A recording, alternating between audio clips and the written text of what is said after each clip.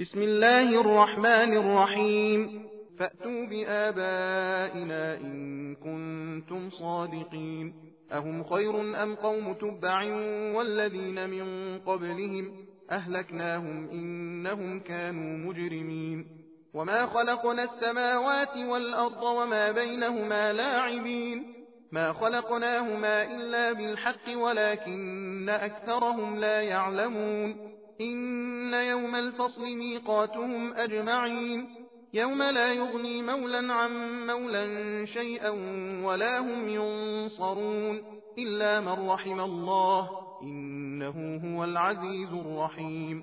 إن شجرة الزقوم طعام الأثيم كالمهل يغلي في البطون كغلي الحميم. خذوه فاعتلوه إلى سواء الجحيم ثم صبوا فوق رأسه من عذاب الحميم ذق إنك أنت العزيز الكريم.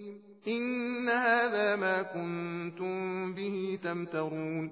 إن المتقين في مقام أمين في جنات وعيون يلبسون من سندس وإستبرق متقابلين كذلك وزوجناهم بحور عين يدعون فيها بكل فاكهة آمنين لا يذوقون فيها الموت إلا الموتة الأولى ووقاهم عذاب الجحيم فضلا من ربك ذلك هو الفوز العظيم.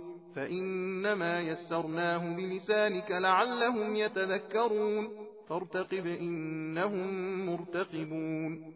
بسم الله الرحمن الرحيم. حميم. تنزيل الكتاب من الله العزيز الحكيم. إن في السماوات والأرض لآيات للمؤمنين وفي خلقكم وما يبث من دابة آيات لقوم يوقنون. واختلاف الليل والنهار وما أنزل الله من السماء من رزق فأحيا به الأرض بعد موتها وتصريف الرياح آيات لقوم يعقلون.